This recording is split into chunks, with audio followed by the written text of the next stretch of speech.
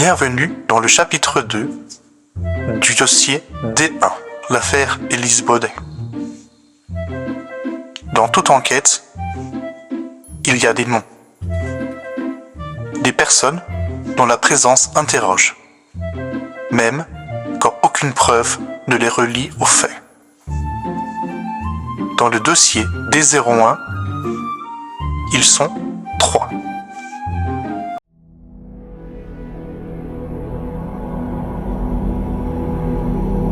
L'ex-fiancé, Arthur Dubois, et l'ex-compagnon d'Élise. Ils ont partagé une relation intense. 2 années de vie commune, marquées par des hauts, mais aussi par de nombreuses tensions. La rupture n'a pas été apaisée. Elle a été brutale. Des disputes fréquentes, des mots qui dépassent parfois la pensée. 3 mois avant les faits, une altercation plus violente que les autres est signalée. Pas de coups, mais des cris, des portes claquées, une colère difficile à contenir. Après cette rupture, Arthur s'éloigne sans jamais disparaître totalement. Ils se croisent encore, ils se parlent parfois, des échanges brefs, tendus. Le soir du drame, Arthur est la dernière personne connue à avoir vu Élise vivante. Un détail qui pèse toujours dans une enquête. Pourtant, très vite, les faits niant cette proximité. Aucune trace de lutte. Aucune présence prolongée. Aucun élément matériel ne relie à la scène. La colère existe, mais elle ne laisse ici aucune empreinte exploitable.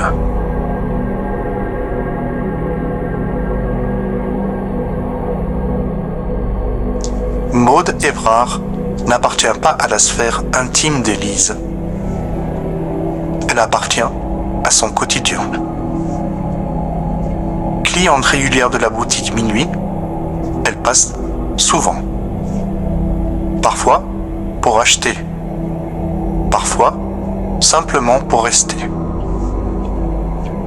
Les témoignages évoquent une relation ambiguë.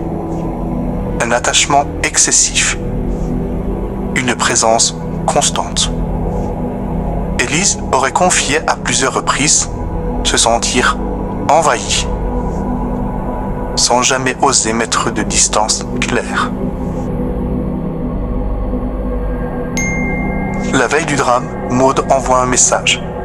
Un message bref mais troublant. Pourquoi tu l'as répondu hier? Tu m'évites? Le jour des faits, Maude est passée à la boutique, plus tôt dans la journée, en plein après-midi. Elle parle avec Élise, puis repart.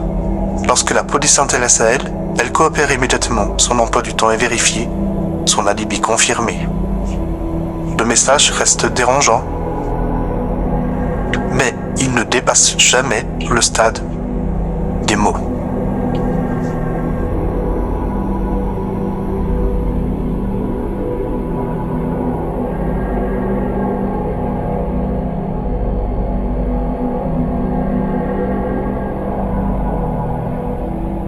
Jonas Prieur apparaît plus tard dans le dossier. Fournisseur de fleurs, il entretient avec la boutique une relation strictement professionnelle. Mais une facture impayée attire l'attention. 250 €. Une somme modeste et suffisante pour créer une pression. Les messages sont retrouvés.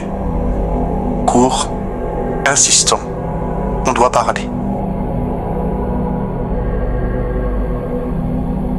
Sur la scène du crime, un fragment de gant est découvert.